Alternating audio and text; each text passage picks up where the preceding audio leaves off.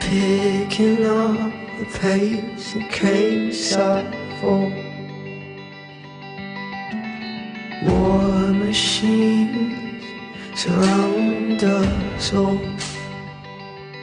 attacking me, you know. We've seen these dreams take all we had, and all these streets can see you cry.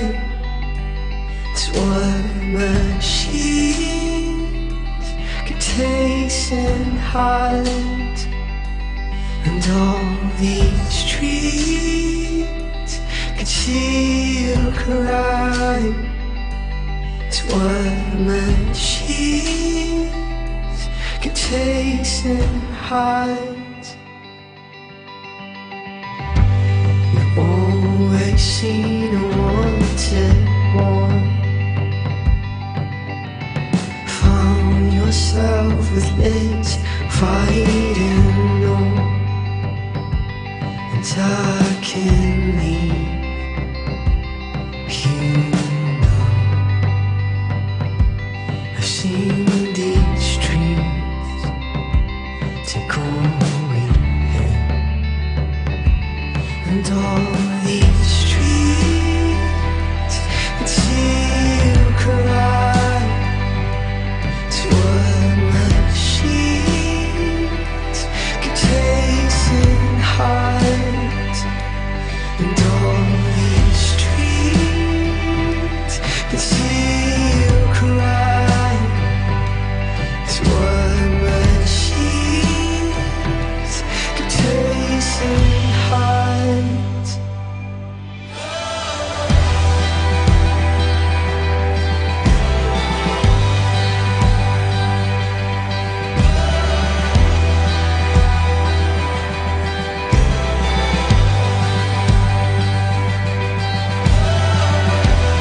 Follow these lines, live from the street, walking away from all machines. Follow these lines, live from the street, walking away from all machines. Yeah.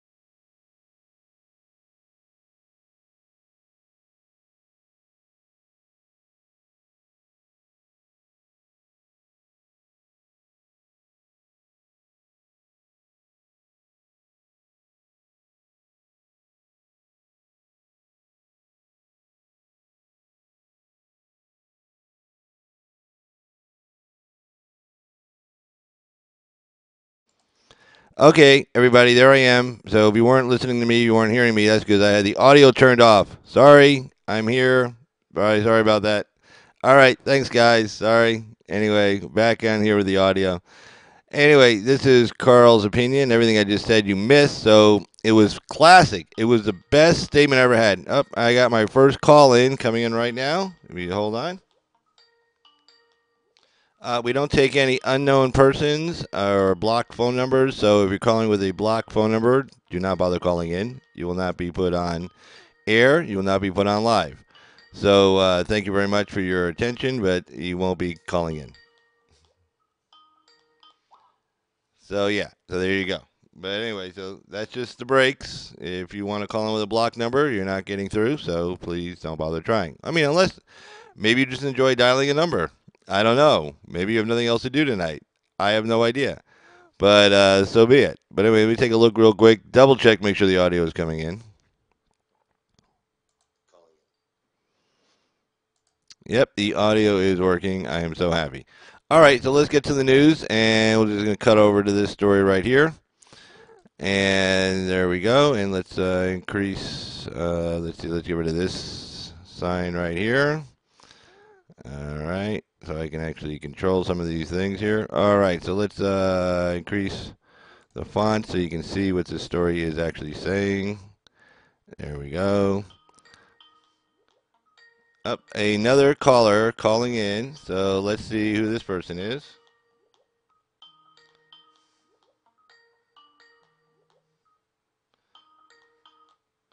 Caller, area code 806. You're on Carl's Opinion. Go ahead. What do you got?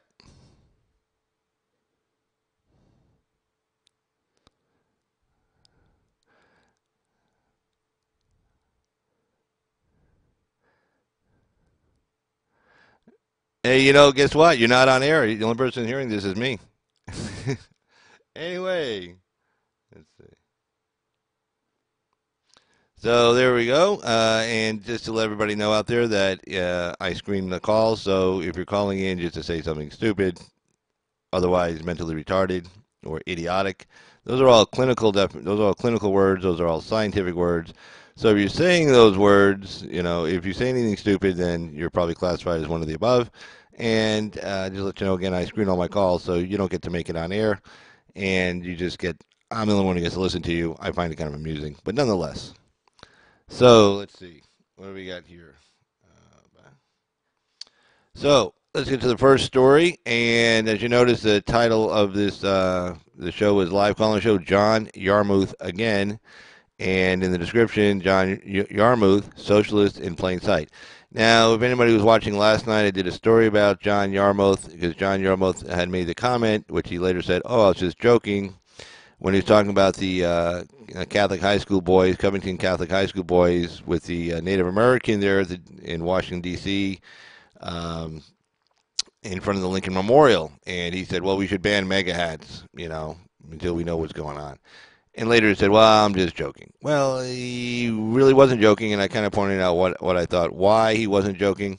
And I mentioned some of the issues regarding Mr. Yarmuth, and I brought up, the Communist Party's a great love and attraction for Mr. Yarmuth. I talked about his J Street endorsement, from J Street PAC, J Street PAC, that's run by George Soros. He was in favor of lifting the Gaza blockade. The Communist Party was very enthusiastic about him getting elected back in 2000, and I believe six. I guess he won. And the Communist Party put out a press release, and they were saying there were also some outright victories for peace candidates, and then they mentioned John Yarmuth specifically. Also, John Yarmuth. Let's see what else did he did. Let's see here. What else did he did? That's good grammar. There we go. I went to school. Yeah. Okay. Let's see. Communist propaganda for high school juniors. He gave an award in honor of a former communist. Let's see. Supported by the Council for a Livable World, which is a communist organization. Run by a former KGB spy for the former Soviet Union. He was one of 6 Democrats in the House that introduced articles of impeachment, and actually co-sponsored that. That was back in November of 2017.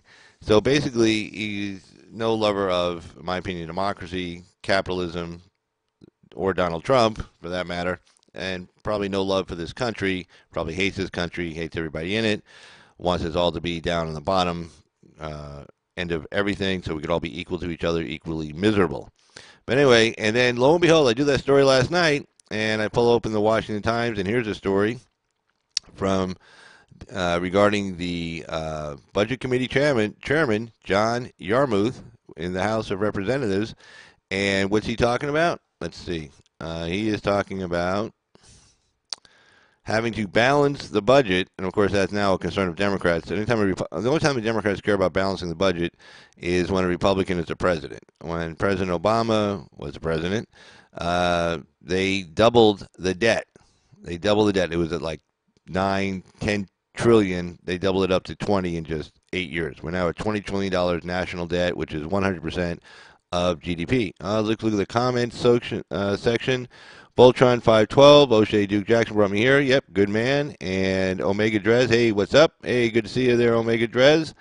And Omega Drez is a moderator for O'Shea Duke Jackson's site. O'Shea Duke Jackson, excellent guy. Voltron, I'm not sure if you're a moderator. And of course, I see the great douchebag, the great douchebag in the site as well. I believe Beto O'Rourke will run against Trump in 2020. I think that could be very much true. Obama's been down there talking to him, and I don't know. I'm not quite sure why. They got a really good candidate, I think, right now in the Democratic Party, and I think they probably need to get behind her. And I'm going to talk about her in a few. I talked about her last night. It was Kamala Harris. I think she's got the best shot at winning the Democratic nomination. I think she'd be one of their strongest candidates as well. So I think Beto is. First of all, I think Kamala Harris is going to kick the shit out of Beto O'Rourke in the primaries. She's not going to give him any quarter whatsoever. His old fake ethnic identity crap. I think she's going to exploit and go after and make fun of him for. So I think that primary process is going to be brutal. And she's a trial attorney. I'm a trial attorney. I know what brutal can be like. And she's just going to wipe the floor with everybody out there. And she can go after everybody out there. I mean, she can go after Beto O'Rourke for his fake ethnicity. I mean, she's got real ethnic roots. I mean, she's a real Indian, and she's a real black person. So, I mean, she's real, okay? Whereas Beto O'Rourke was trying to pretend like he was Hispanic when his name was John Francis O'Rourke. Or I think it might have been James Francis O'Rourke. I can't remember, but I mean, you can't get more Irish than that. And somehow he, oh, I'm Beto. Oh, yeah, I'm Hispanic. Yeah, and of course, low IQ voters want to believe that because they're stupid. But yeah, she'll wipe the floor with him. That'll be the end of times for him. He won't get very far. And then as far as John Yarmuth tonight, again, the story I covered him last night. When he said he was just joking when he said they should ban the "Make America Great Again" hats. I didn't think he was just joking. I looked into his history a little bit. I went to a site called Key Wiki, and they give a lot of background on him. And basically, he's a socialist, been part of the Socialist Party, not actually an active member of the Socialist Party, but endorsed by them. The Communist Party has nothing but good things to say about him. I mean, these people just don't come out and say good things about somebody. I mean, they weren't trying to playing in the backfield like they hate him and they were just trying to make him look bad. No, he has a lot of the same beliefs. He's now on the Budget Committee. He now wants to raise taxes. He wants to raise taxes on corporations, which of course will just kill whatever economic recovery we have. He also wants to raise taxes on the middle class as well. Again, that's just his idea of equality of outcome. He wants to make all of us equal, equally poor, and equally miserable. Yeah, you got to remember, socialists, they think there's a finite amount of money. They don't think that everybody can achieve wealth, everybody can start their own business or anything like that. So in order to raise, I'm making myself on screen here, I apologize. Boom. There we go. Okay, basically, let me put myself someplace else. Excuse me a second. I'm going to just move myself up here. There we go. Okay. All right, that's better. There we go. All right, so now I'm not totally blocked. You get to see me. I know how much everybody was so wanting to see me, so now you get to see me. So anyway, well, John Beto O'Rourke will have the best chance. I disagree with that. I guess we'll just jump into the Kamala Harris story right here, and why don't we just jump into that right now? Because that's probably. Let me just bump this up a little bit here. I should read it a little bit better. There we go. And I'm gonna get rid of this live thing real quick so we can see the story there. Yeah, she announced Monday. I disagree with you on that one, Voltron. I think she's got the best shot. I think she can. One, the problem I have with Beto O'Rourke. This is the biggest problem. If you remember his speech where I guess he was announcing he lost, which was kind of not announcing he lost, but I mean, he used the F word. And maybe he thought he was trying to get the crowd, but the problem is that showed kind of like he didn't have a lot of discretion. He seemed kind of impetuous, and campaign season is a year long, and if you're going to, it gives you a lot of opportunities to make mistakes. And if you're young and I hate to say it, full of testosterone, and you just want to go charging out there, you're liable to stumble over yourself and make some big mistakes. And there's going to be someone like Kamala Harris, a trial attorney. He's used to cross-examination, used to looking for witnesses, on cross to make mistakes, looking at when she would cross, like say the defendant himself, looking for him to stumble into something and then exploit it. She's good at that. She was she was district attorney in San Francisco, and before that she was probably like an assistant district attorney or deputy district attorney, and then she was attorney general of California. So voted for Obama, voted for Michelle just as much. I'd probably agree with that. I would. I think the women who voted for Obama, I'd say they probably voted for Michelle just as much. I think she was very popular. She's still very popular. I think, obviously, her popularity ratings. Well, I mean, she wasn't out there doing policy, but her popularity ratings were greater than the president's. But again, he wasn't making policy. She wasn't out there making policy. Because every time you say something, it's going to be like, say you got a crowd of 100 people. Every time you say something, you're going to upset at least 10 of those people. So you say enough, you do enough crowds, it's like 10 times, 10 times. It gets to a lot of people. But yeah, her popularity was always very high during the entire administration. She was a likable person. I mean, hey. But yeah, I agree with that. But as far as now, Harris, I just can't see. I can see Harris just beating the hell out of everybody. She can beat the hell out of Joe Biden. I mean, she can bring up the creepy Joe Biden YouTube videos. I mean, she can say, "I used to prosecute people like you when I was in office." I mean, and just say, touching little girls and stuff. When they were up there getting sworn in, when the senators were getting sworn in. And then he was always grabbing onto their daughters and stuff. Her attorney husband is not going to sit well. It depends. Yeah, I could see that because I heard some people talking about that. I heard ABL was actually talking about that. That the fact that she's got a white husband, so it's an interracial marriage. Maybe some people upset with that. I don't know. I don't think. Well, like I'll tell you right now, like white voters generally aren't going to care too much unless they're like white supremacists, kind of nutcases, and they're kind of scorned among the general public. Does win because Trump will take. She does win because Trump will take it. Yeah, I mean, well, I think Trump's going to beat anybody who goes against him. I was talking to Great Douche. No, I think I was talking to another moderator last night, Lalo, and he was talking about what's the name, Tabby Giffords. I always forget it. Well, I got her name right here. I don't know why I'm sitting here trying to figure it out. See. Tulsi Gabbard of Hawaii. I apologize. And she's kind of middle of the road, straight down the pretty much centrist, and she won't win the Democratic nomination because she is a centrist. But she if she did win the Democratic nomination, in my opinion, I think she'd give him the biggest run for his money because again she could draw away independent voters and people like that. Whereas Kamala Harris necessarily won't grab independent voters or right-leaning independent voters, but like someone like a Tulsi Gabbard would. Harris. Yeah, I know. I've heard some of those grumblings also. Let's see. What did Mr. Douchebag say? If Kamala Harris wins, the right will rise up again like they did back in 2016. Reforming, she wants open borders and socialism, but I believe Trump will win re-election. Well, I mean, I don't remember. Militia groups. I mean, I don't think they had anything to do with the election. So, I don't think it had anything to do with the election, but well, it wins. I mean, if she wins national, I mean, if she wins the presidency, I don't know. I mean, you got to. Everybody gets freaked out It seems like everybody gets freaked out every 8 years. I mean, first of all, I think Trump will win the second term. I think he gets the incumbent bump just to begin with. Most people look at the second term. in the second election, they say, well, how's the country doing? Well, it's not that bad, or it's doing okay. Even if it's not doing great, it's like it's doing okay. It's not doing that bad. Well, we don't need to change everything, go through a whole new administration, learn all the new players. Hell with it. Just give this guy re-election. Most times that happens.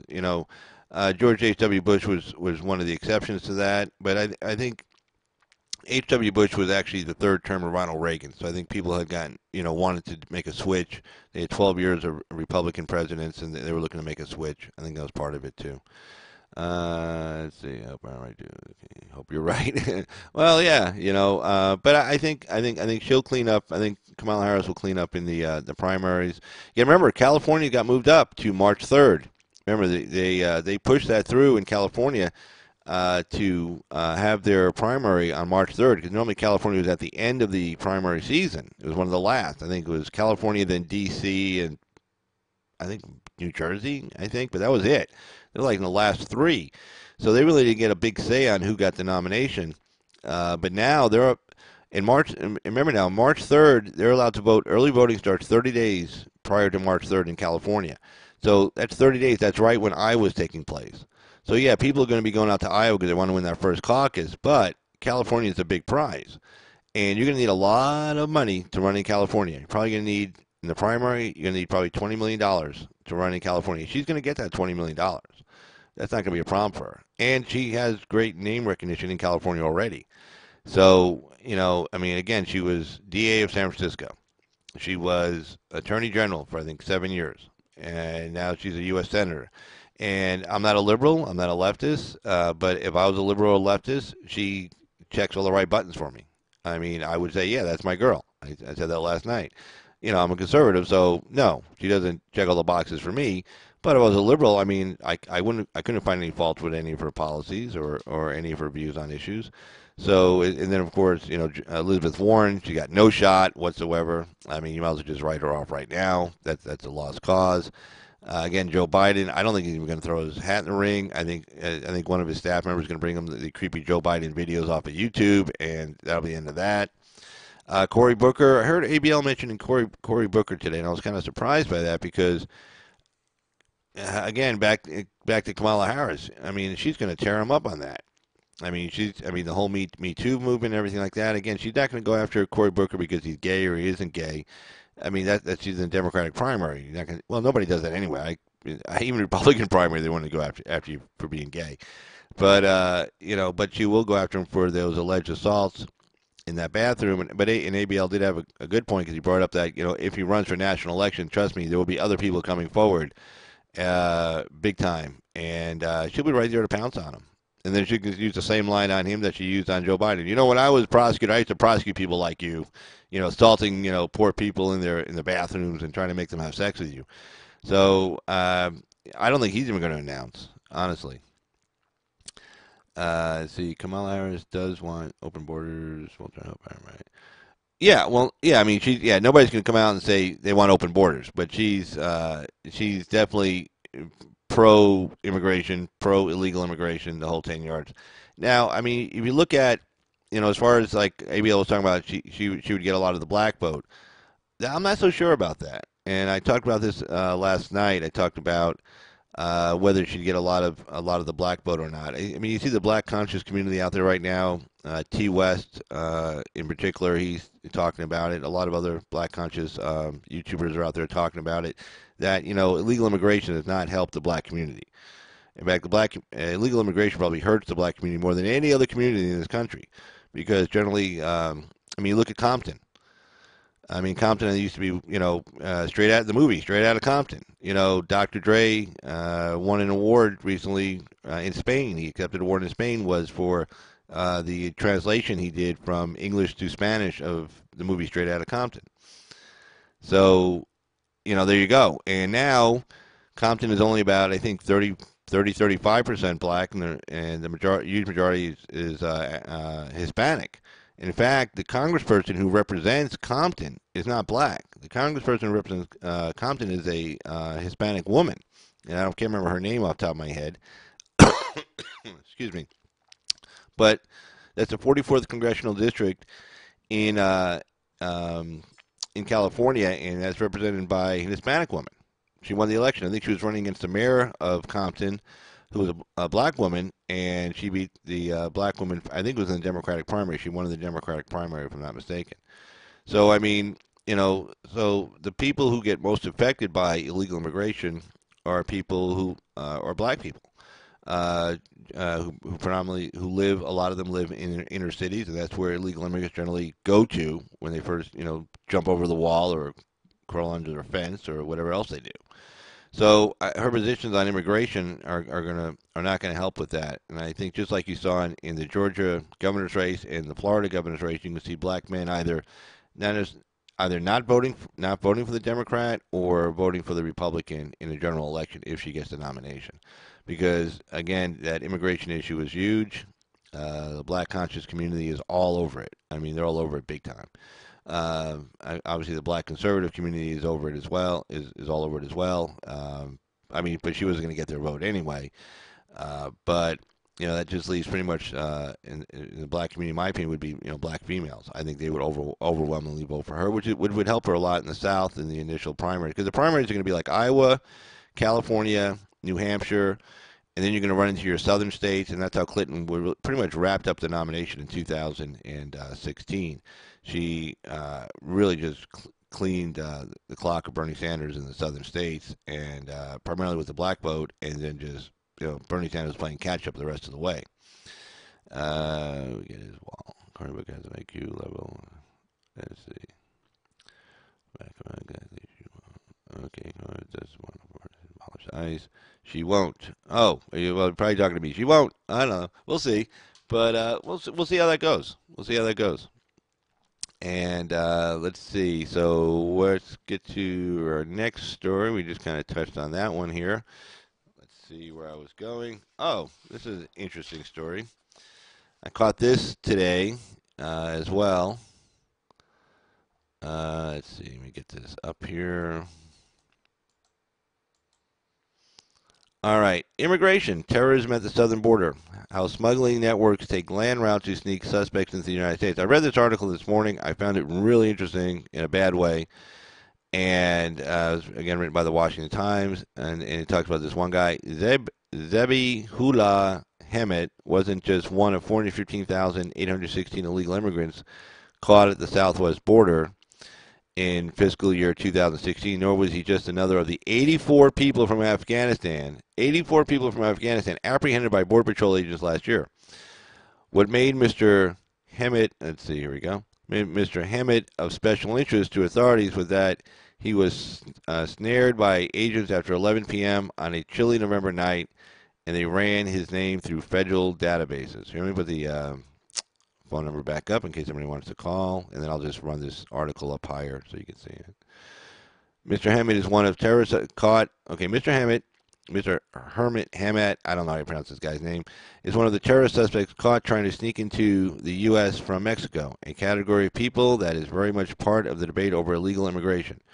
President Trump insists his border wall would deter people from being able to reach America's soil, but Democrats say there is no real danger. Mr. Hemet's case suggests both may be wrong. He was indeed on U.S. terrorism lists linked to both the Taliban and the plot somewhere in North America, according to the Department of Homeland Security documents. But after he was caught wandering in southern Arizona with 2 Mexican guys and 5 other men from Afghanistan and Pakistan, he said he had sneaked into the country by crawling under a border fence near Nogales, Arizona. So the whole idea that these terrorists aren't using the southern route to get into the country is nonsense. They are. I mean, it's not like thousands of them coming across. I mean, I'm not saying that. I mean, but there are enough. I mean, you get like a 5-man team, terrorist team, and they have contacts here, like say in Dearborn, Michigan, for instance, and they got safe houses, and they have weapons, and we have lots of weapons in this country. Not like they go look for them under a rock. And they get weapons, and they're able to make homemade bombs out of materials you can buy in grocery stores or or hardware stores or whatever. I mean, they learn all this stuff. That's enough. They can go into a mall, a shopping mall, crowded shopping mall, say around Christmas. Well, not even Christmas. They just pick a Saturday. It doesn't matter. Saturday at like I don't know, 3 o'clock, 4 o'clock in the afternoon, or 11 o'clock, or noon at the food court. You know, a bunch of like rinky-dink security guards carrying no guns. You know, and they just can just set off bombs and just start shooting people. I mean, they can probably whack probably 200-300 people before anybody's able to react. Especially if they're like in a liberal state where nobody can open carry. You know, they're not going to come to a state where a lot of people open carry because and allowed to open carry because potentially somebody's going to just pull out a gun and start shooting them. So they go to a liberal state like say New York or California where they have very restrictive gun laws, terrible gun laws in California. Show up at a mall, crowded area, food court, not even anything special. Not like a holiday where the cops are on alert or anything like that. Just a regular Saturday. No big deal. A Friday night, the mall that has a movie theater, and they can just start whacking people. Excuse me a sec.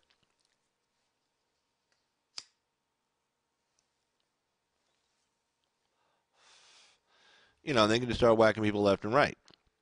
So, I mean, these people are real. In fact, the story goes on to say, let me pull it down here. I apologize. Just kind of messed it up for everybody there. Go on, go on, go on. There we go. Let's see. Hold on. If I can get this stupid thing to work. There we go. Homeland Security, Kirsten Nielsen says okay, here we go. We'll back it up. Okay.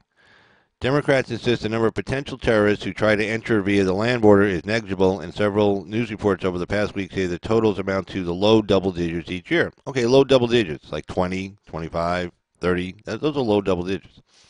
Homeland Security Secretary Kirsten Nielsen says the exact numbers are too sensitive to release but are on the increase. Homeland Security does say it encountered more than 3,000 special interest migrants, people whose nationalities and travel patterns made them potential national security concerns at the southern border in 2018. I'm sure all Americans would agree that one terrorist reaching our border is one too many. I do. I agree. These are just the terror suspects we know about who reach our border.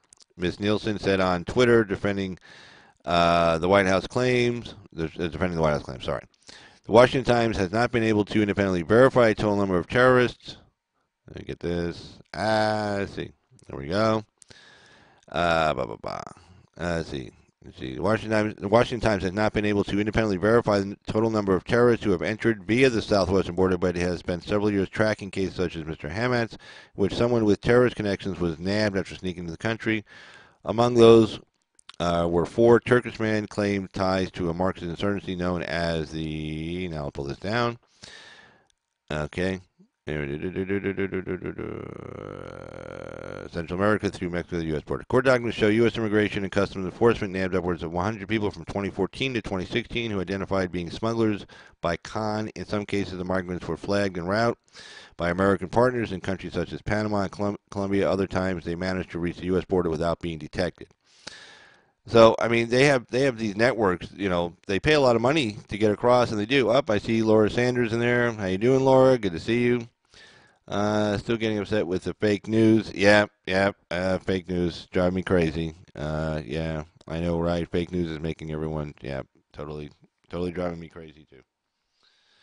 So yeah, totally agree with that. And yeah, it's not something. Yeah, I get really sick and tired of the fake news also. So I mean, it's getting worse and worse. But let's see. Let's go to our next story here. Let's see what we got. Let's see.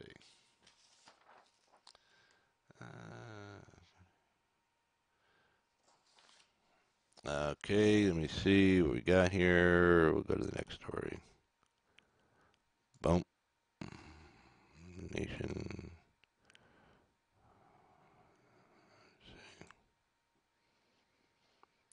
About this up.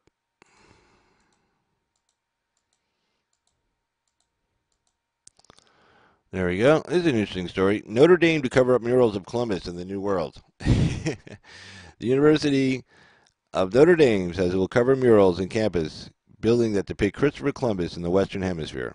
School's president, the Reverend John Jenkins, said the paintings from the 1880s were intended to encourage immigrants, especially during an anti-Catholic period in America.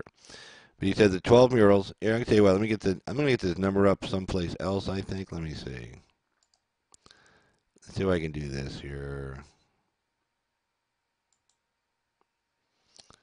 Let me see. Do something here.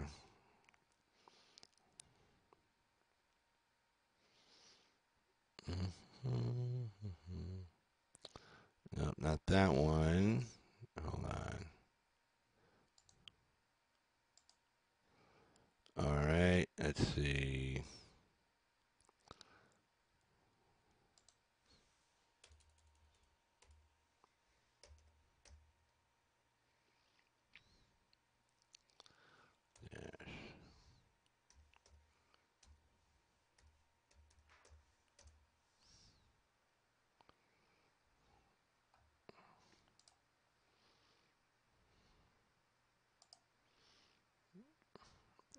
Okay, let me just check that. Pull that off.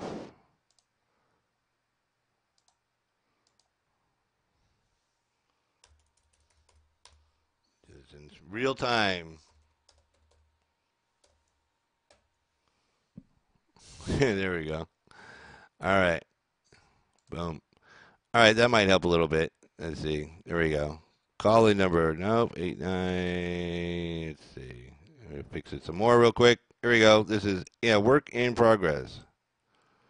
5, 273. Watch this. Dash. And then we'll do this.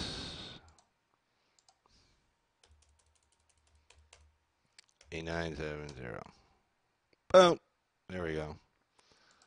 Okay. So there you go. So there's a call-in number up top. 775-273-8970. So if everybody wants to call in, there you go. All right, so let's get to this story. Notre Dame to cover up murals of Columbus in the New World. Basically, what they're trying to do is, I guess, in Notre Dame in South Bend, Indiana, there's some murals depicting Christopher Columbus, and there was like 12 more murals, and they have to get rid of them because they have to cover them up because it hides a quote-unquote darker side of Columbus' story, the exploitation and repression of American Indians, which, of course, we just saw the repression of an American Indian Friday at the National Mall site, regarding those poor Catholic high school kids who were not taunting and harassing some Native American. So I guess, the follow up on that story, I guess Notre Dame felt the need to cover up these murals of Christopher Columbus. I mean, you can't deny history.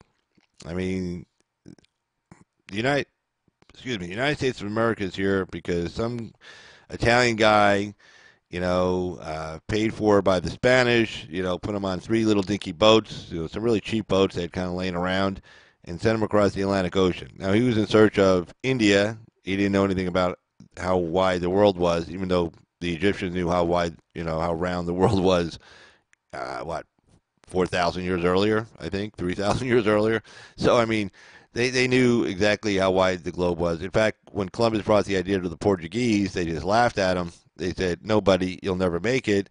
The world is much wider than you think, and you're not going to have enough provisions to go that way. You're going to have to go the way we've been going." They were stopping in Africa and making little pit stops, if you will, loading it with food and provisions, and then making their way around the Cape of oh God, I can't remember, Cape of Good Horn, Cape of Good Hope. Oh God, but anyway, going around the southern tip of Africa, then on to India that way. And of course, he thought, I'll just go here. And he thought India was where North America was. Well, it wasn't. And the Portuguese knew that. That's why the Portuguese laughed at him and threw him out of court and said, just get out of here. We're not giving you any money because you're going to be dead. You're never going to make it. Well, the Portuguese didn't know that there was a thing called North America and South America, and they just happened to be right there where Columbus thought India was. So I don't know. I guess the last is on the Spanish because they were, they're like, they're expecting to go to India, and then instead they discover, a whole big land. There you go. Let's see. History. The great dude, Carl. You and Axel should do a dual chat together. That would be cool. Yeah. Well, I call into a show. When's he coming on again? Does anybody know when Axe is coming on with his live stream again? Because I saw a couple of videos. I thought he was going to do one last night. I didn't see him doing one tonight. That's why I did my live stream tonight. I try not to bounce on top of him for sure. Because, well, one, I like to watch his show. So if I'm over here doing my show, I can't watch his.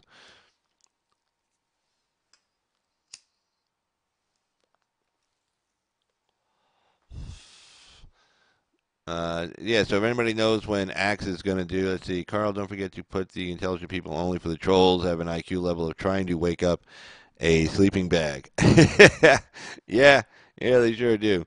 But anyway, the Notre Dame story is kind of goofy. I thought it was kind of funny. But let me see. Let me jump to another story real quick here. Let's see. Oh yeah, that looks okay, I guess. All right. Let's see. National Media Center first up. Main page. Question rise over Catholic. Oh, and well, I guess we'll go right to the Catholic boy story. Washington Times wrote a story on that, and Washington Times. Sorry, they wrote a story on that. Let's see if I can get to it real quick here. Get down there. We can get down there. We can get down there somehow.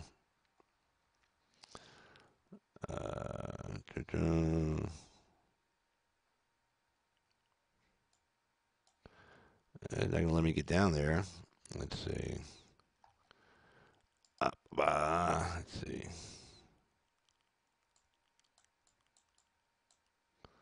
Not let me get to that story. Let me see if I can get to it here this way. Let's pull this off for a sec. Nope. Let's see. Nope. Not that one. Main. Ow. That's me hitting my head on the mic.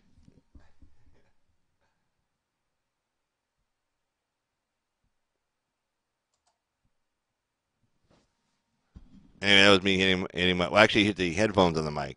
There you go. All right, let's see here. Let me pump this up a little bit here.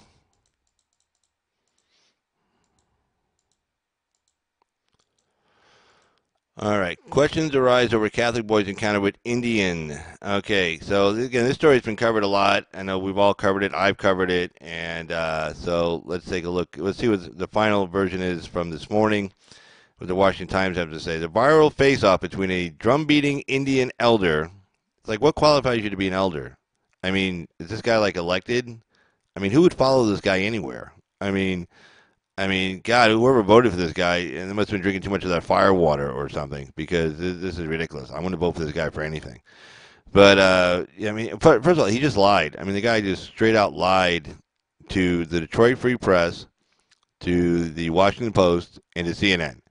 I mean, his story was so full of shit. It was unbelievable. I mean, just tell the truth. Hey, look, I saw these guys over there. They're wearing mega hats. I want to go harass them. Let them know that they're on stolen land, and I figured I'd tell them so they'd learn the history of my people. He could have said that. But instead he has to make up this whole story. Again, I went through this last night, maybe the night before, also. But I mean, he had to make this whole super story like he was defending, the four black Hebrew Israelites. And again, these guys didn't need defending from anybody. I think the analogy I used was, these are my friends, and I'm getting ready to walk down an alley, and it looked kind of scary. And then I look behind me, and my four friends are behind me. These four guys, these black Hebrew Israelites. I don't give a shit about walking that alley. I'll be just fine. I mean, these guys need defending from a bunch of pimple-faced teenagers. I mean, these are some badass guys. I wouldn't mess with them. I mean, shit. So I mean, the idea that this you know, old, elderly, frail, toothless guy, is going to somehow defend these four big dudes from from a bunch of teenagers. I mean, that's a joke to begin with. And he says that with a straight face when he does the interviews. But anyway, so then, he just, shoves a drum in somebody's face. I mean, let me tell you, a lot of people, you shove a drum and you start banging in somebody's face, that drumstick's going to end up your ass. Okay, so but he saw these young kids. A lot of them look really young, but I mean, 14 to 17. He knew they weren't going to do anything to him, so he felt safe. Plus, he had a bunch of his friends with him. It was really sad. It hasn't said, but let's see. I hasn't said. Let me see what douchebag wrote. This is a story that really upsets me. Okay, I hadn't said, but I will always point out progressive ideology on his show, and here for the progressives have an IQ level of hiring a pilot to take them fly fishing. Yes. But anyway, so yeah, so anyway, let's see what the Washington Times said. They're kind of like, this is like Monday morning after everybody said a lot about it already, but let's see what they have to say here. Let's see.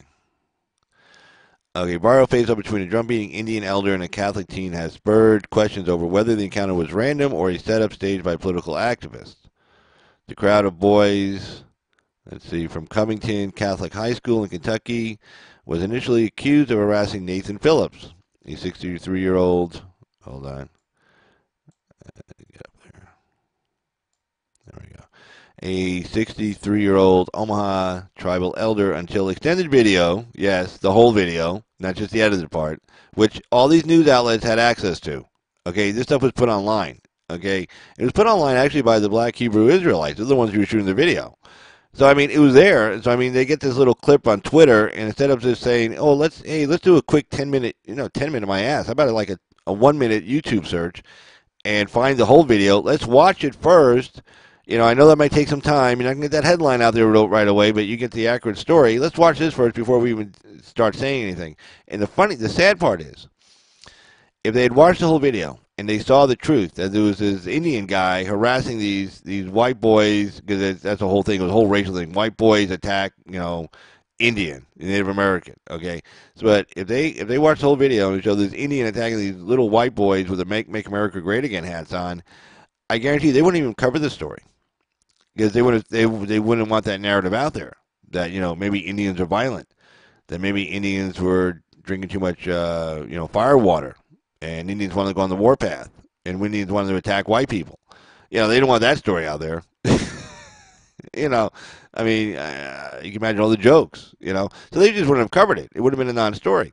And the whole thing, even the video that was shown, without the commentary on what they were saying happened, just the video itself, that's really not national news. I mean, a bunch of teenagers, jumping up and down and yelling and singing, and an Indian guy banging a drum in their face. I mean, that's not really national news. I mean, you don't have to cut away from like breaking news to cover that story. That's for sure. But anyway, until an extended video showed that he initiated contact with the teens, some of whom wore red "Make America Great Again" caps at the Lincoln Memorial. I've been to Lincoln Memorial. Beautiful, beautiful memorial, by the way. Yeah, I mean, if you've never been to Washington, D.C., find a way to get there. Take a bus. I don't care what you got to do. Just get to D.C. and just check it out. Just check out all the sites. The Supreme Court, the Capitol, the White House, Lincoln Memorial, the Vietnam Memorial. Actually, out of all the memorials I went to, the Vietnam War Memorial was probably my favorite, because it was like real interactive. I mean, you could touch the wall and feel the names of the people, who died there, some 58,000 Americans. And you could just, the way it's designed, hold on a sec.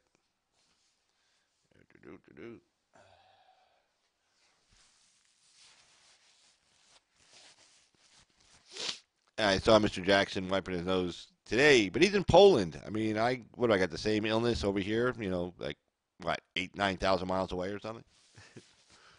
But anyway, but Jim Acosta, yeah, independent voters like me. Okay, let's see here. So, okay, the episode at the Lincoln Memorial was filmed by several adults accompanying Mr. Phillips. Well, no, it's actually the whole video, the long one, that was filmed actually by the Black Hebrew Israelites. They're the ones who had the camera. They film most of it.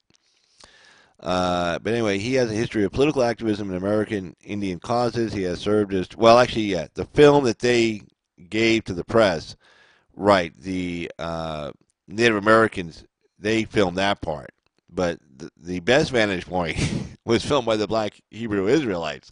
They had the best vantage point because they were showing like the whole panoramic view. I mean, you could see, this whole thing, playing out, and so you can see like this guy, like this kid wasn't blocking his way from getting up to the steps of Lincoln Memorial. There was plenty of room. He could have gone in any direction other than right at this kid. I mean, like if I'm walking down the street and I see and I'm on a sidewalk and there's one guy like to the left, to my left on the sidewalk, I'm not going to move to the left and then keep walking towards him. And if he doesn't move out of my way, I'm not going to get mad. I mean, not when there's plenty of room on the right, He looks like he had, he looked like he had something. I mean, he didn't look so good. Yeah, he only had like 4 teeth in his whole mouth, and he can't sing for shit. I mean, I just say that right now. I mean, he sounded awful, and that drum banging, I don't know who taught him how to play the drums, but that wasn't cutting it. But let's see. So, American who has a history of political activism in American Indian causes. He has served as director of the Native Youth Alliance, demonstrated the 2016 Dakota Access Pipeline protest. Of course, why not? Val Adrev, a parent chaperone for the trip to the 46th annual March for Life on Friday, told the Cincinnati Enquirer. Okay, let me get this. Told the Cincinnati Enquirer that the boys were set up for this event and called it staged. Another chaperone, Lisa Hamlin, said the teens were targeted. Well, no, I don't know if it was staged, but they were definitely targeted. I mean, because the Native Americans had their own little rally, march, whatever, going on somewhere. You know, they're all in D.C. You had the Women's March was there whenever. And then, of course, you had the pro-life march going on. And so you had all these, you had these, four guys, just doing a little protesting, whatever, with their microphones. That's fine too. I mean, it's Washington. You're supposed to, if you're going to protest somewhere, that's where you go, right to, redress of grievances to your government. And if you want to get attention, you go to D.C. Why not? And then, of course, you get the March for Life, that got in around 600,000 people. You want to piggyback on that event, too, because you can, maybe get some media coverage while they're covering that, albeit the media really didn't cover that at all. So, but they definitely were targeted. I mean, in such, like, they saw these kids, they saw the Make America Great Again hats on, and they said, you know what? And they saw, of course, they're white, and so it means they definitely stole the land, or their ancestors stole the land, or somebody stole the land. And so they can go and zap them, and they're kids, so they know they're going to be scared. They're not going to know what to do. I mean, they're not going to punch anybody in the face. I mean, you're not going to walk up to a group of adult men and start banging a drum in their face. One of those guys is going to punch you right in the head, and that hit an old man like that. It's like one hit, he hit the ground. It was a 2-hit fight. So, but he felt very safe, very comfortable doing what he did. So anyway, so she thought they were targeted. I agree. Let's see. Let me get this here. Targeted. Okay, they were targeted from the get-go. Immediately, there were all people running around filming. Phillips. Well, everybody films. Everybody has a phone. I mean, that's Again, I don't think it was pre-planned. I think it was a target. The kids were a target of opportunity. I think that's how I'd best describe them for this Indian guy. I don't know. Maybe you want to take some scalps or something. I don't know. Mr. Phillips did not immediately return a request for comment Monday, but he told CNN that he wanted to use the drum. You want to use the drum to be an idiot. Use the drum. Use our prayer, and bring balance, bring calming to the situation. The situation was calm until he stuck his face into it, started banging his drum, and his friends started telling these kids, Europeans go back to Europeans go back to Europe. You stole our land. And these kids are like, hey, man, we're just waiting for the damn bus. He said it looked like these young men were going to attack these guys. No, here we go. Referring to. Okay, all right. Now, a lot of you white guys watching my show may not know the black Hebrew Israelites. I'm sure many of the black guys who are watching my show right now know these guys.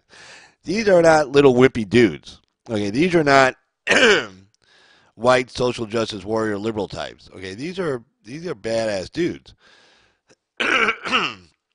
So the idea that you think you need to go and protect them from anybody is a joke. These four guys they showed, these are four big guys too. I mean, forget being badasses, they were big. So like, oh, I better protect them because all these little 100-pound, 120-pound teenagers might attack them. Well, that's not going to happen. I'm sorry. Like, okay, I'll speak for white Catholic high schoolers. That'll be my representation today because I am white and I went to a Catholic high school. Trust me, if you see four big black guys as a 120-pound Catholic high schooler, white guy, we don't go like running up to these four guys and start harassing them and taunting them.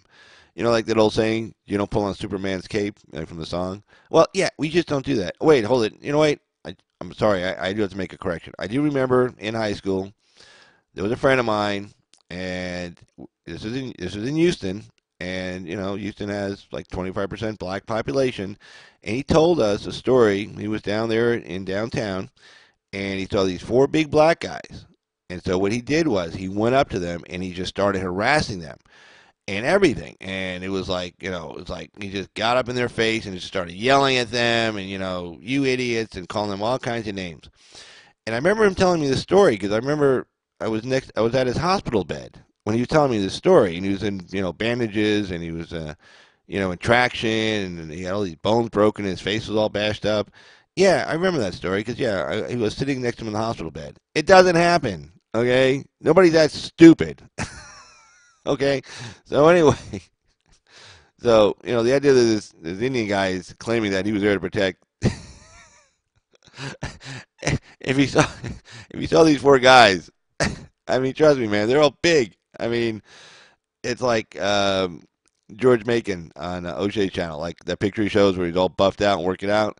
Now, I'm not saying these guys are all like ripped and buffed out, but these guys are big. Okay, so I mean, it's like, yeah, you're not gonna walk. I mean, these guys weren't in fear of anything or anybody. Trust me, they just weren't. So I mean, he was just lying from the get-go. He just wanted to come up and harass these people, and he figured, I just can't believe he's using these. Uh, oh God, Jesus, when does it end? When does it end? Let's see. Great douchebag. George Soros, Michael Bloomberg, Tom Steyer, the Bushes, to name a few. There are also those that back them, and they are unknown. Could be Rockefellers, Rockefeller's. Who knows? They're still around. But they want to harp on Westboro Baptist. Yeah, well, there you go. Westboro, they have been taken over by Soros and his global monkey. Global butt monkeys. Global butt monkeys, just like they took over.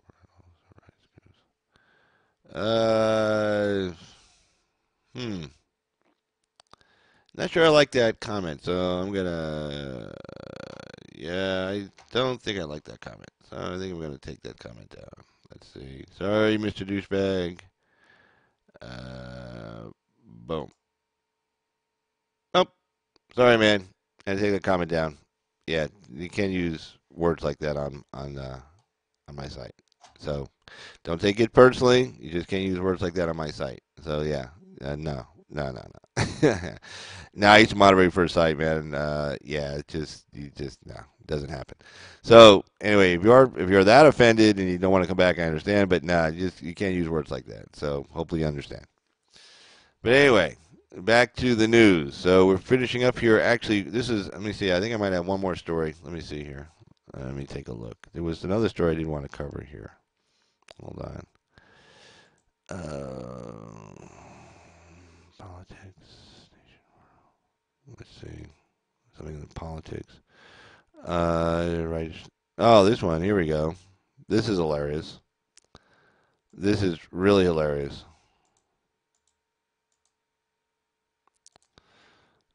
BuzzFeed editor writer stand by report on Trump. This is hilarious. Journalists put full faith in two sources' account on Cohen lie. This is complete nonsense. I mean, I don't know what.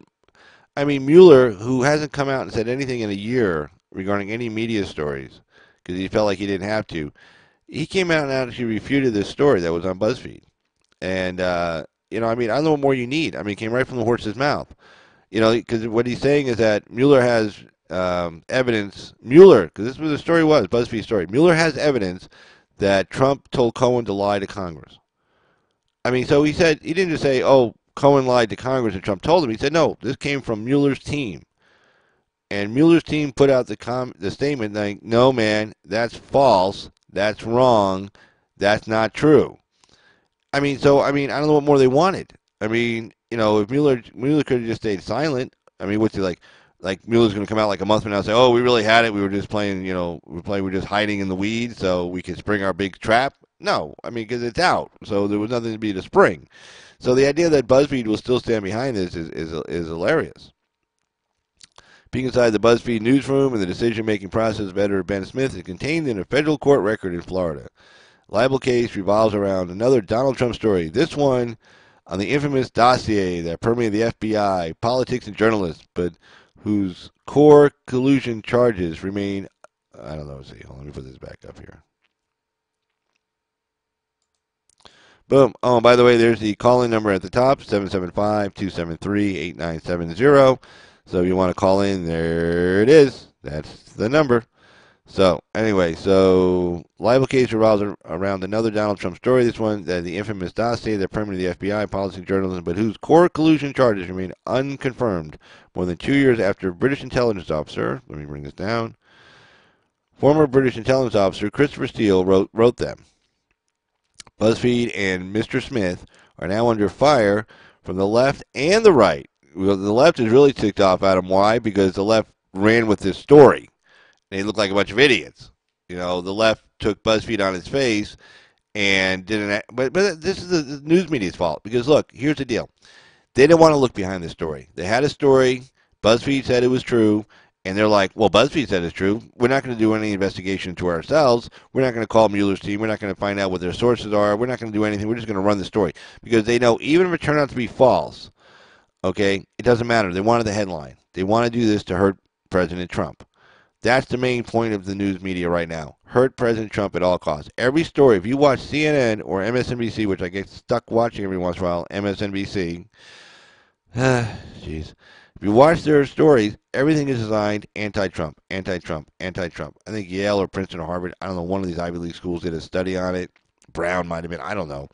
It was like 92% of the stories covered by mainstream media were negative against Trump. So that means like if there's 100 things about Trump, 92 of those things are all negative. Forget the economy, they're not talking about the economy, they're not talking about trade relations, they're not talking about, opportunity zones that he just passed, they're not talking about his prison reform bill, they're not talking about any of these things. They're not talking about tax cuts, they're not talking about how low unemployment is, they're not talking about, how high consumer confidence is, they're not talking about how revenues are up, have increased revenues to the Treasury Department from increased taxes, not from increased tax rates, but by increasing the tax base, meaning that more people are working and paying into the system, more businesses are making money and profits and paying into the system than before. So they're not talking about any of that. Well, what do they talk about? They're going to, anything negative Trump, Russia, whatever, pick a story. It doesn't matter if Trump walked down the street, like, why are you walking down the street? Negative story. Everything is just negative design just to hurt him. And that's all they do. And it's really sad, actually. Let's see. To be fair, even some Republicans threw the kids. Voltron, back to that other story. Yep, I will totally agree. I think, well, Meghan McCain, I don't really consider her a Republican. To be honest with you, I consider her just, I don't know what I consider her, but I'm a Republican. I really don't want to put her in the same place I am. We got a big tent, but, that has to be a really big tent. The house Meghan McCain in it, actually. It's a really big tent. But yeah, Meghan McCain, I think Gutfeld initially came out and said something bad about it. They're all afraid. Like, oh, yeah. It's all this white guilt. I hate to say, but it's like this white guilt, right? Right away, a story comes out, white kids harassing Indian. Oh, no, we're bad people. It's like, well, if you feel bad about yourself, take it up with yourself. Okay, I don't feel bad about myself. What's that saying? I'm very comfortable in my skin or something like that. I'm very comfortable with my skin. It happens to be white. It could have been any other color. It's white. I'm comfortable with it. I'm fine. But some of these conservatives, they get freaked out by this. And like, oh, we got to apologize. Oh, no, this is terrible. Well, they didn't do an investigation either. And, yeah, Fox as well. I saw that as well. But, yeah, and then Gutfeld had to come out and apologize. Some other conservatives came out and like, oh, this is terrible. It's like, well, what is terrible? Okay, first of all, even if the story as initially reported, what was the... I didn't see anything bad. Nobody got hit in the face. Nobody got attacked. Nobody was threatening anybody. Even just from the bad reporting of the first story, how did that make national news? It's crazy. It's just insane. But whatever. But they doxed all these kids. It was terrible. Yeah. Republicans. It's the same. But it's if you're not white, you don't understand. Here we go. If you're not white, you don't understand. I always wanted to say that. I can't. Shit. I just cannot believe I just said that. Unbelievable. Well, anyway, I did. If you're not white, you wouldn't understand this. Like, there are a lot of white people, white liberals, who, in my opinion, have some kind of mental disorder. If you're a white liberal, you got a mental disorder. If you're any kind of liberal, actually, you got a mental disorder. There's something wrong with you. Okay, period. There's something just wrong with you. Mark Dice talks about it all the time. Liberalism find a cure. In fact, I got a couple of his coffee mugs. Mark Dice's coffee mugs in my house here somewhere. The liberalism find a cure coffee mug and stuff. Yeah, I bought a couple of those. But yeah, they have this guilt, like they see themselves as being successful, and then they see people of other races maybe not as successful. Well, why don't you look at the successful people of other races? Christ, I don't even look very far. I can point out the 10 African Americans I know that are doing really well and making a lot of money and doing great. I mean, you don't have to look very far. There are a lot of poor white people. I hate to tell you that. I live in a town. I think we're about 80% white, and we got a lot of poor people in this town. We have a lot of people on welfare in this town. We have a lot of people living, and anybody who knows trailers, we got a lot of people live in single wide trailers, pre-HUD. If you know anything about trailers, you know what that means. Pre-HUD approved, and so it's I mean, you don't have to feel that guilty. I mean, just if you feel guilty, just go to a poor white neighborhood, and then you won't feel so guilty anymore. I mean, I guess you feel guilty that you have more money than that poor white guy. I mean, do you have like some kind of class guilt? I don't get it. I don't know. Uh, but again, that's liberalism. The people just are kind of sick. But anyway, BuzzFeed is still back in this story. That's insane. I still can't believe this one. Let's see. Oh, here's another interesting story. TSA agents calling out sick. Of course, TSA agents calling out sick. Why not? Let me take this down real quick so I can just bump this up. Bum, bum, bum. You can see this story. There you go. That looks like, well, one more. There we go. Good. All right, I'll put the phone number back up. Oh, there it is. All right, TSA agents calling out sick twice as often during shutdown. Well, yeah, they suck. I mean, anybody ever had to deal with TSA? No, these people just suck. Those people are there for a paycheck. They don't care about protecting anybody. They just like putting their thumb on top of you. Take off your shoes. Oh, take off your belt. Oh, just walk. And they're real rude. They're always rude. They're just always rude. Like, oh, move over, move faster. Oh, don't walk that way. Walk this way. It's like, and because they know you can't say shit to them. They know that. If you say shit to one of these TSA guys, like, hey, man, what the fuck's your problem? Up, you got to combat in person. Up, get them out of line. And guess what? You just missed your flight. Because they will hold you long enough for you to miss your flight. And when they grab you, they're going to look at your ticket and see what time that plane's taking off. And even if they're not going to, like, arrest you or do anything else for you, they're going to make sure that they hold you 30 minutes after that flight is taken off. They're going to make sure about that. They send you the message and your friends the message, anybody else you talk to the message. So you can't say shit to them. Okay, they can be the rudest, meanest people in the world. And if you try, and then forget going to a supervisor, that's worthless because they're part of that same group, and they're going to back their people. It's like, oh well, and then they'll say, well, we got to protect the airlines and we got to protect people, and terrorism, just terrorism. It's like when they made fun of Rudy Giuliani running in. I think it was 2008. It's like, Rudy Giuliani, a noun, a verb, 9/11. It's like these guys. Well, terrorism. So we gotta we gotta really search you hard. Take off your clothes, take off your belts, whatever. Meanwhile, though, this is hilarious. Meanwhile, open the southern borders, let everybody in. Just let everybody in from Afghanistan, Pakistan. Those are friendly places. Oh, then when Trump did the travel ban, oh no, people from Yemen, people from Libya that doesn't even exist anymore. It's not really a functional country whatsoever. People from Somalia, just anybody. Just let them on in. Iran, oh yeah, just let the people from Iran in. Why not? They don't hate us. No, we get along fine with Iran. No big deal. Excuse me.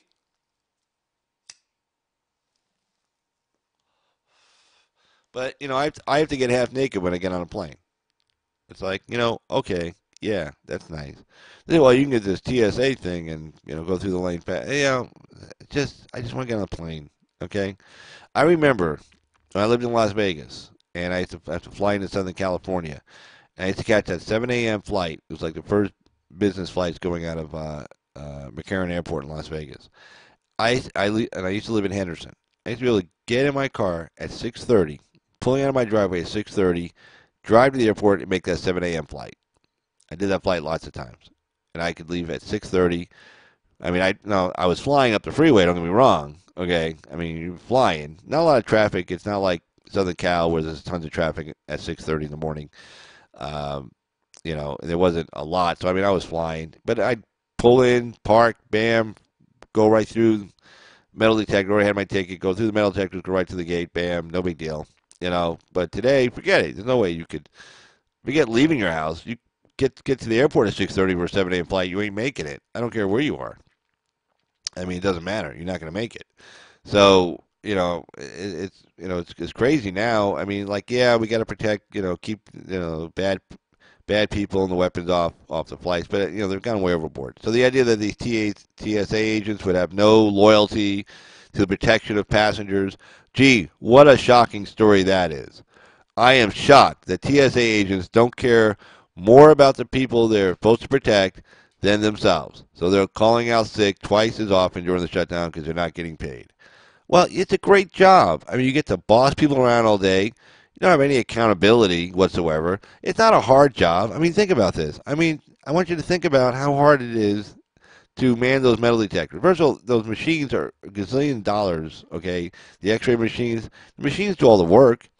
I mean, once in a while you got to pat somebody down. I mean, that's a joke. Whoop-de-doo. I mean, you're pretty much looking at a machine and telling people what to do and stop. Okay, now go. Okay, stop. Okay, go. Put everything in the thing. Take your belt off. Take your shoes off. And then put it through this machine that's going to do all the work for us and tell us anything in there. Okay.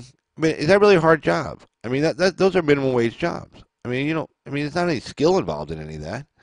Maybe the guy running the computer system downstairs in the basement, yeah, that guy should get paid a lot of money.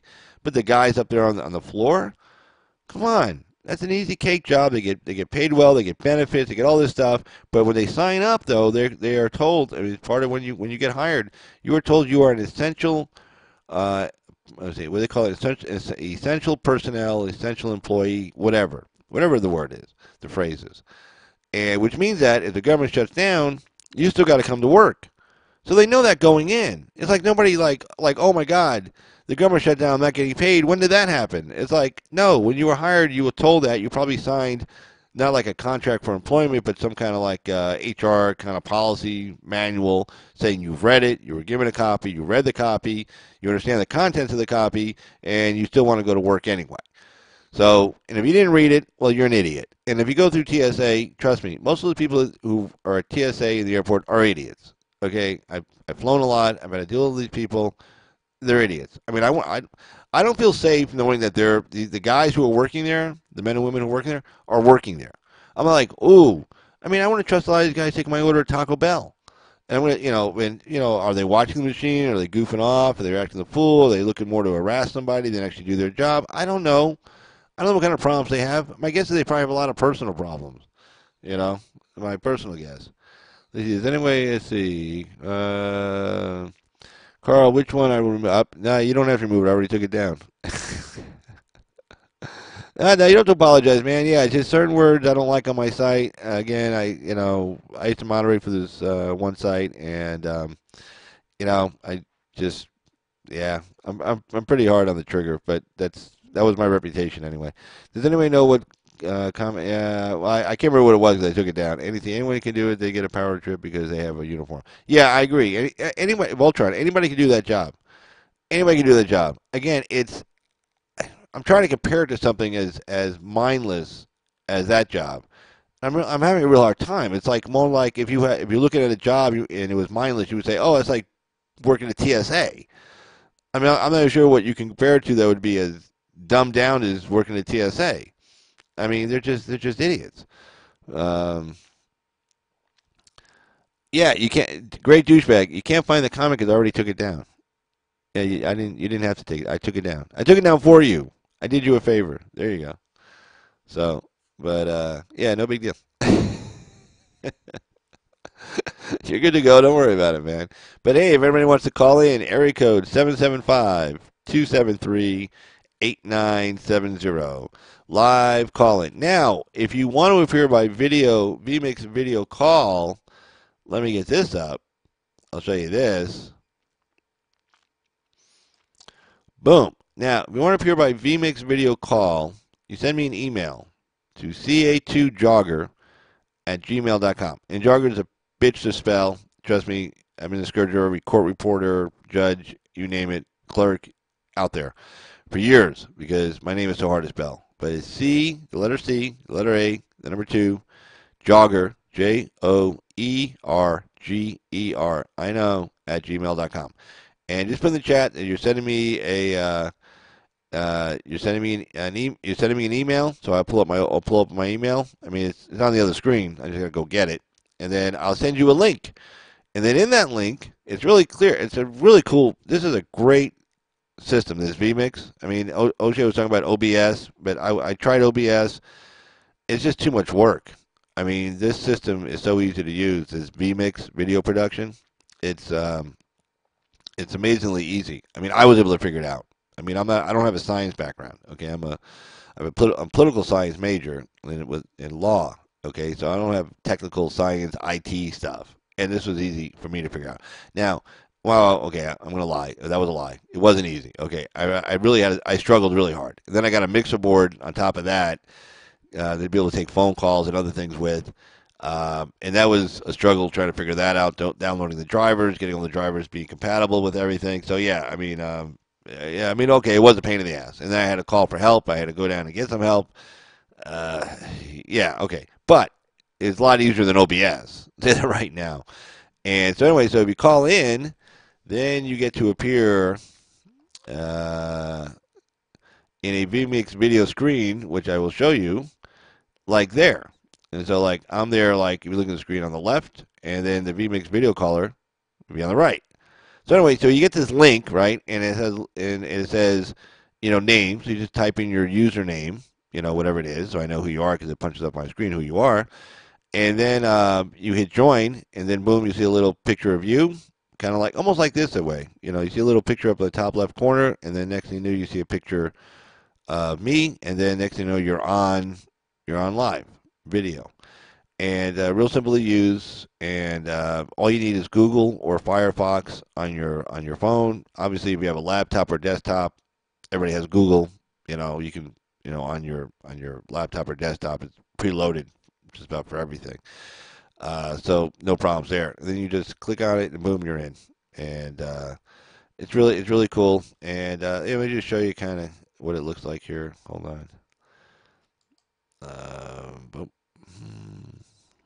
Let me bring this up. See, I'm going to add an input real quick here. Oh, no, I don't have to. Hold on. I got it right here. Let's see. Cut. Okay, there you go. There is the genius. Here, let me take this sign down real quick. Okay, there's the genius of vMix right there. See all these like cool windows here, starting from like left to right. Like, here's an input here. That's me. That's my video input. Here's my audio input right there. That's me. There's the vMix call-in right there. That's that input there. Here's a double screen input box right here. Here's the setup box on how to actually set it up. What box, what videos going in which box and stuff. Is a side-by-side box. And then, of course, the next one, that's like the little graph down below that says, the phone number on it. That's the little title thing that said earlier live call-in show at 9:30. And then you come down here. There's like the little scoreboard sign down there that, has the little phone number on it now. There's two music videos. Like if I play this one, this is going to be kind of loud. So if you got a headset on, be careful. Here it goes.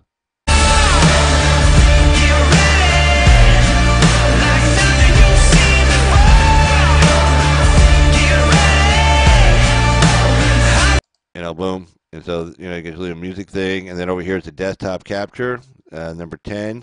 That's actually what you see on the screen right now. And then number 11 is that's a browser input. That's where you go to Google, and I pulled up the Washington Times, and that appears on the screen. So, I mean, this is vMix right here. This is the heart and soul of it. It's right on your laptop, desktop, whatever top, And compared to OBS, again, I was literally pulling the hair out of my head trying to figure out OBS. The difference, OBS is a free site. vMix charges a fee, but I mean, like one-time fee. Like, I'm on a 60-day free trial. And the thing about that is, like, a lot of times when you sign up for a free trial, they ask for like your credit card number and all this stuff. And if you don't tell them before the free trial expires, they automatically sign you up, and you end up paying. Well, vMix, they know it's so good. This is how good they know it is. That they don't make you give a credit card number or anything. You give your name, an email address, and that's it for the most part. I'm pretty sure that was about all I had to give, maybe an address, but that's it. And because they know after the 60 days of using their system and how wonderful it is to use and be able to put stuff on air, that you're going to sign up. I mean, they don't have to take your credit card in advance. They don't have to automatically sign you up after the 60 days unless you cancel it. That's Again, that just that's just how they feel. That's just what they do. So anyway, but anyway, there's a little of the backstory there. Let me close out of this here. Close desktop. There we go. But yeah, so I mean, yeah. But anyway, if you want to appear on a vMix video call, and let me get this back up. I'm sorry about that, guys. There's the email address right there, and again, there's the call-in number 775-273-8970. If you want to call in, that'll be fine, and we can talk about whatever you want to talk about. You can talk about any kind of politics or anything. Oh, and I asked earlier if anybody knew when Axe was going to be doing his next live. I know O'Shea. I mean, O'Shea just did his. He just finished up. Oh yeah, Voltron. What? Okay, good. Yeah, what software are you using? Yeah, it's no, yeah, okay. I think I already answered your question because I see it up there. But yeah, it's vMix. You go to vmix.com, and now the free trial is like their top of the line product. It's like $1,200, not per year. It's like a one-time fee, $1,200, and I'm pretty sure it's one-time fee. Yeah, I don't think it's per year. I'm pretty sure it's not per year, but this is the top of the line. But the other ones, the main thing they add when you go up on the food chain is they add like you can have more. You can have like 8 people in at once, like Google Hangouts. Well, but the quality of Google Hangouts, I know you've seen Google Hangouts. The quality's not that good. I mean, it just isn't. I mean, it's good. It'll get you by. You can do big things. It's free. Okay, fine. But it just doesn't have that kind of quality and that kind of production quality either. But yeah, it's. Are you familiar with the Evergreen College BS? Oh, a little bit. Yeah. I mean, I was the whole. How was it? Brett Weinstein. Yeah, I was following that pretty hot and heavy back when it was going on, and of course, I followed Jordan Peterson and his little group of merry men, and so yeah, I'm familiar with Brett Weinstein and the issues he ran into over there at Evergreen. Uh, I'm not. Well, I don't think Evergreen was necessarily closing, but yeah, their enrollment had been. I think went way down. They went down like 25% or some crazy number like that. But yeah, Evergreen was pretty crazy. I mean, that was, it's like when did liberals become against free speech? It's just insane. Like, and all these people, like, they have their feelings getting hurt so easily. It's like having which like I guess they all got raised by like helicopter parents, that wouldn't let them, have any kind of confrontations, protected their feelings, protected them from having, learn how to deal with people or anything. And unless you repeat back to them their own belief structure, they get offended and they get mad and they get angry, and then what happens? You end up taking over the school. And of course, the way that the I don't know what you call him. I guess not the dean of the school, maybe dean of students or the president of the school. The way he handled it was terrible. He let these kids take over an entire college campus. I don't know how you do that. I mean, you should have said, "Okay, cops, go in and clean this mess up." Okay, you got two choices: get back to your dorm rooms, or get off the campus. If you don't live on campus, or get back to class. Otherwise, you're out.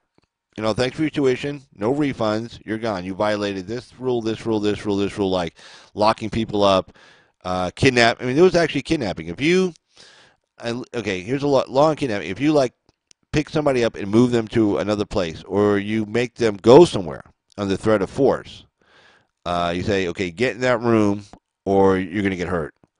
Or you better get in that room because people are coming here to hurt you. Okay, that's kidnapping. Those are felonies. Those are actually federal crimes. Okay, as well. So at least false imprisonment, which is a lower in the food chain of felonies, but in most states, false imprisonment is also a felony. So I mean, there were multiple felonies being committed there. Anytime somebody pushed somebody or touched somebody or got up in somebody's face and threatened to do them harm, as assault. The battery is actually hitting somebody. I mean, there were numerous crimes going on there, and they told the police to stand down. I mean, I don't know, but if I was that cop, I would have said, "Gee, who do I take my orders from? No, I'm not standing down. I'm gonna clean this mess up." And I would have called in the local police. If I was that cop, I would have called local police and say, "Hey, look, we got a problem here. I need help." And the president is like lost in space somewhere. He's smoking weed somewhere. I don't know, whatever he's doing. Oh yeah, they lost. Yeah, they. Oh, how far I went? How far he went back? Yeah, I mean, yeah, I mean that story was that last? God, it seems like so many things. It seems like so many things have happened. It's like God, the last couple of years. I think Evergreen was It wasn't. No, Evergreen was 2 years ago this spring. This spring will be 2 years, if I'm not mistaken. Because I remember, like, last year was like the 1 year anniversary. So this spring will be 2 years, if I'm not mistaken.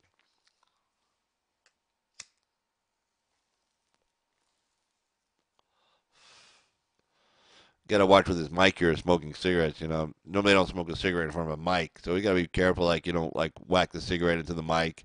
The ashes go all over the place. Yeah, you got to be really careful. See, that's why cigarette smoking is dangerous. You could, like, get ash inside your microphone. Yeah, that kind of thing.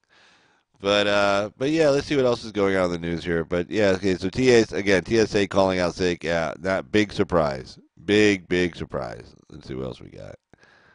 Boom. Oh, by the way, just everybody's attention. This is again the Washington Times. So let me get this thing. Let's get this thing down out of here. Oh, let's pop this out. Okay, let's see. Main politics, nation, world. Let's see what's going on around the world. Let's see. Ebola. Let's see what's going on there. Ba-ba-ba. Ebola infection. Okay, Congo struggling to contain Ebola. Now this is scary. I mean, that's one of those things you get, you die. I mean, it's not like, oh, gee, I got a little Ebola this week. No, you got it. Like, you're gonna be dead next week. Okay, there's no such thing as a little Ebola, and I guess it's going on in the Congo right now. Let's see what they say. Ebola infections have slowed inside the initial center of the Democratic Republic of Congo's outbreak, but the disease is marching south toward major cities, opening a critical new stage in the epidemic that's already the second worst on record. Responders are seeing sporadic.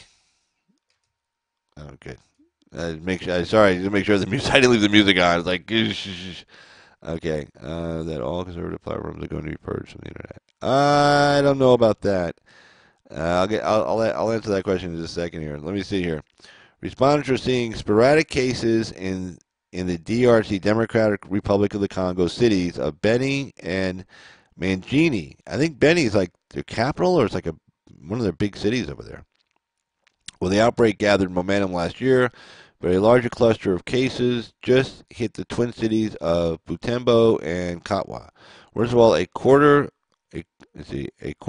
of cases, a quartet, I guess that means four, or it doesn't say quarter. A quartet of cases popped up in a small town en route to the Rwandan border. This is a concern because it's on the way to Goma, which of course is a big market city town with crossroads to Rwanda and to a certain extent Uganda. Peter Salama of the World Health Organization, Director of Emergencies, told the Washington Times in a phone interview from Switzerland. Goma is home to more than 1 million people, located a major trade route, so preventing Ebola from gaining a foothold there is important. Global responders have more tools than ever before to fight Ebola, an often fatal disease that is transmitted to people from wild animals and spreads. Let's see. And let's see. It spreads. All right, stop. Let's see. From wild, it spreads from human to human through the bodily fluids of people who exhibit symptoms.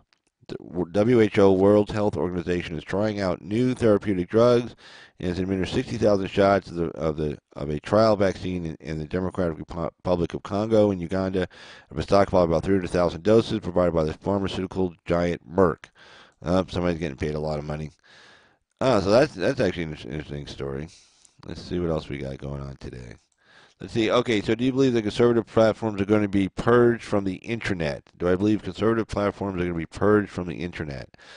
Um, an outright purge? I don't know. I mean, they're doing everything they can. I mean, like I've said before, they're shadow banning me. Like, for instance, I mean, right now the video's only showing I have 5 likes. Now I know I got more like probably, I don't know, 500 likes. I know I got like 500 likes, but they're shadow banning me. And let's see. And it says only 5 people are watching. Well, I know more like probably 5,000 people are watching this show right now. I know it. Okay. So I mean, they're just hiding the ball. So they're not going to like necessarily purge people, but they are going to. They're definitely going to. What's the word I want to use? They're definitely going to continue to shadow ban us. Try to make it harder for people to find our content, make it harder for us to share our content with each other, because they don't want a repeat of 2016. 2016 wasn't that the internet somehow duped everybody. It's that the internet was covering stories that the mainstream media would not cover. Everything on the mainstream media when Trump was rolling up the nomination was anti-Trump, anti-Trump, anti-Trump, and so they were actually covering like the rallies and the stories. And of course, the mainstream media would cover a Clinton rally, but they want to show you how few people were actually at the rally. The Trump rally, yeah, they'd show you that because the place was packed. Clinton rally, I mean, there was one rally I remember watching. Waters World covered it. It was at a basketball gymnasium, a high school gymnasium, which is crazy just to begin with. I mean, imagine Trump saying, "Hey, book me that high school gymnasium." It's like you got to be insane. You get like 10, 12, 15, 20,000 people at his rallies. You can't fit them in a high school gymnasium. But Clinton team knew that, well, we got a bigger venue. We won't be able to fill it up. Well, there's one particular venue, and this was when after the rally had already started because it was in Jersey, and Cory Booker was speaking. So he was introducing Hillary Clinton. I mean, so the rally had gone anyway. So the press, they're just showing like the people up front, the people on the sides. You know, that's all they're showing. Well, Waters World, the guy Waters, whatever his first name is, he's in the back with his own camera, and he's panned. So he starts with, "Wow, look at that big crowd," and then he just takes his camera and just pans to the left, and you see the whole gymnasium empty. I mean, empty, and they filled everybody up near the front, and that was it. I mean, there was nobody in there. If there were maybe 150 people in there, and you had Cory Booker headlining, a very popular senator in New Jersey, he's headlining, and they couldn't get a crowd in to go see Hillary Clinton. You know, and so that's what goes. So the internet was showing the truth about the election, and they didn't like that. They just like to be able to control the narrative, and like, okay, this is why Republicans suck. This is why we should win. And that's pretty much after Trump wrapped up the nomination and Clinton took the nomination from Sanders. That's pretty much all they did, and they just want to just silence us because they don't want the truth out there. And again, they're all social justice warriors. So if you tell them something that they didn't learn in their history class, like about how the Europeans are evil and anything like that, then they get mad, they get offended, they get their feelings hurt, stuff like that. But that kind of thing. Let's see. Can you give me an intro of yourself, political beliefs, and whatnot? New viewer here. Conservative Republican. Let's see. Political beliefs. Well, I don't know. Conservative Republican.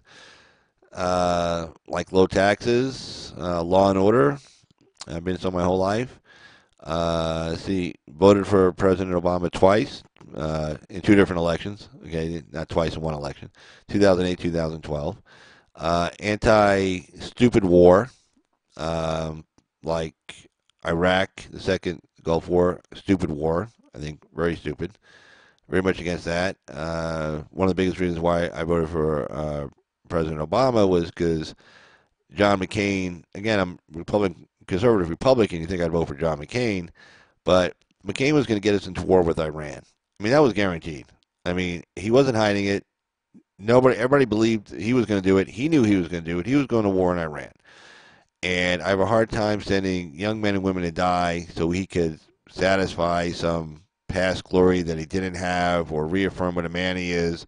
I mean, Iraq, we lost like 5,000, 6,000 people total all through all these years, maybe, 5,000 most. We had gone to war with Iran. Those people weren't going to lay down and throw down their guns and run towards us, with their hands up. I mean, those people, at the end of the day, a lot of them are nationalists. They believe in their country. And a lot of the people are very religious. And if the Ayatollah said, go get a rifle and go kill the American soldiers coming, they would have gone and got a rifle and killed the American soldiers. And that whole, remember, we were all afraid of the battle for Baghdad because of the urban area, and the men our guys went under a lot of special training how to fight inside of an urban city and with an armored vehicle and stuff, and watch out for people popping out of potholes and putting mines in their tanks, potholes, all that kind of stuff. Well, that didn't happen. I mean, the army collapsed in Iraq, and the people collapsed. The people didn't want to fight for Saddam Hussein. That wouldn't be the same thing in Iran, and McCain was going to get us into war there. And he was also talking, remember, that's when the Civil War was going on in, where was it? God damn. Azerbaijan, Georgia, going on in Georgia.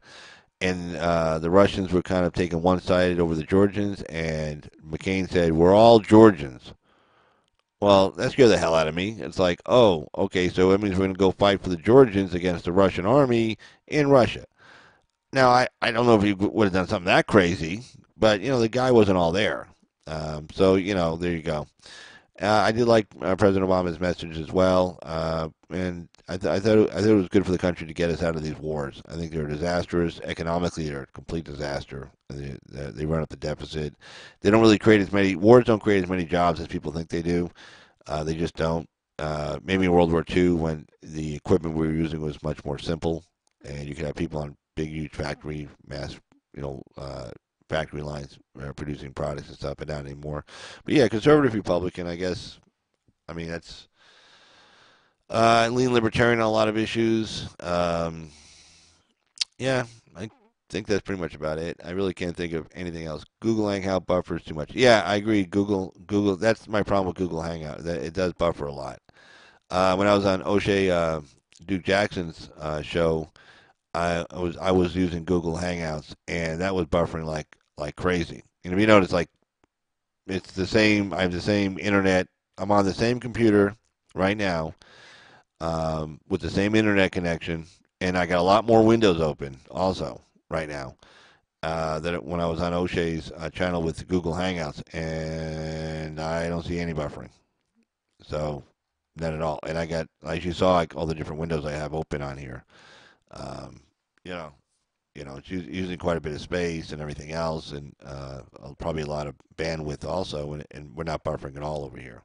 So yeah, I mean, Google Hangouts is good. Is that it's free, it's easy to use.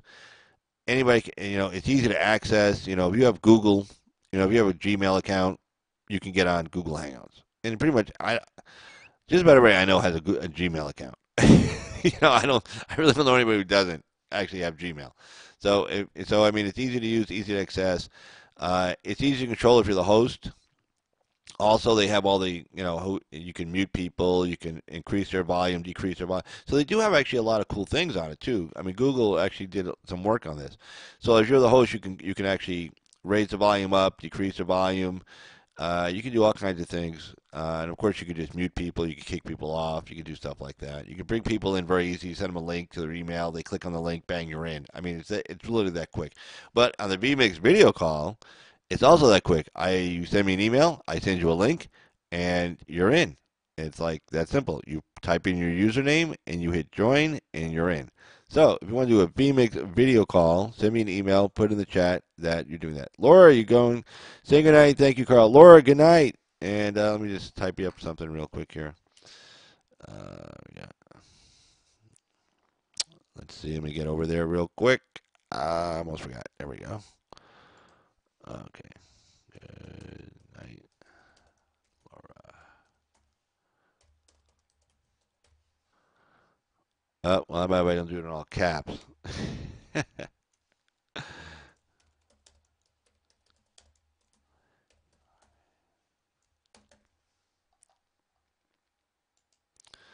There you go. Hey, shout out to Laura. One of our moderators on the Carl's Opinion YouTube channel. Carl's Opinion, providing Carl's Opinion for, I think we've been on for what, 6, 7 years now, I think? Yeah, about 6, 7 years. Well, we were on a couple other channels, and, they got, banned by YouTube, so we had to open new channels and stuff like that. So, they've been chasing around, Facebook, Twitter, YouTube, all the big outfits. But, you can't silence Carl's opinion. Carl's opinion will always come back and be here to give you his opinion. Because that's Carl. That's what he does. That's me. Yeah. But anyway, so, so let me get back to the news here. Let's see. Hold on. What did Laura just write? I will email you tomorrow. Yeah, shoot me an email, Laura. Yeah, no problem. Definitely. And let's see. So what else are we talking about here? Blah, blah, blah, blah, blah. I'm about to get to another story here. World.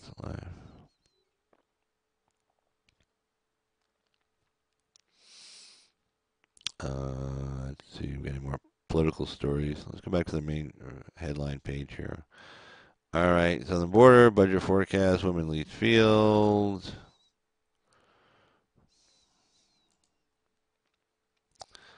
Lead field. We already covered that.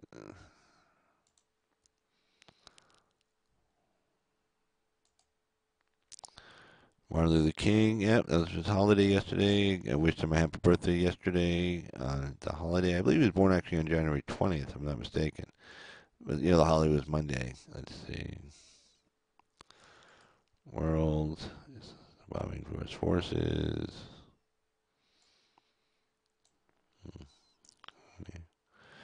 Nope, I really don't see any other stories that I'm going to want to cover tonight. Glad I found your channel. Oh, well, thank you very much. All right, you got it, Mr. Voltron. Yeah, I'm going to be wrapping it up here right now. So let's see. I'll give you something. I'll give you a headline here to we'll click off with here in just a second. And let's see. Yeah, let's do that. All right. And so I just want to, okay, again, this is Carl for Carl's Opinion. I just want to thank everybody who's been on the chat tonight. And if you like the video, please hit a like on it. And if you like it a lot, go ahead and subscribe to the site. And to those watching later, thanks for coming by. And let's get some music to walk you out with here. So, boom, boom, boom, boom, boom. All right.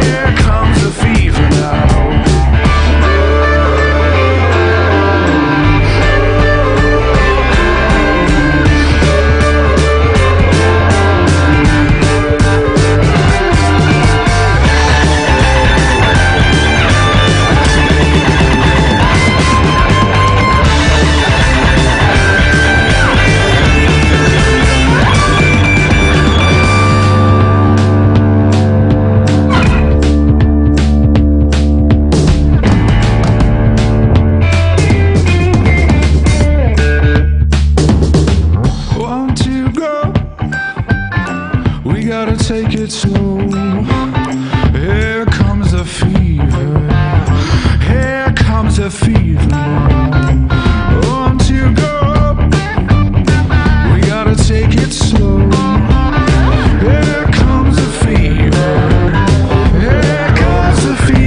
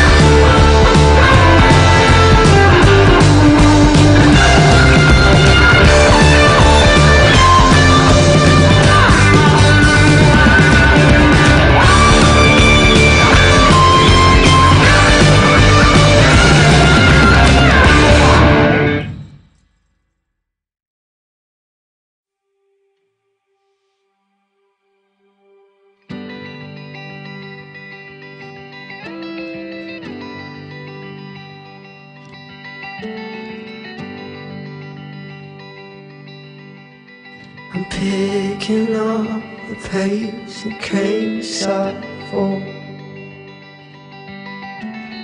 War machines surround us all, attacking me, you know. We've seen these dreams to go ahead. And all these streets can see you cry. It's what machines can taste and hide. And all these streets can see you cry. It's what machines can taste and hide. You always seem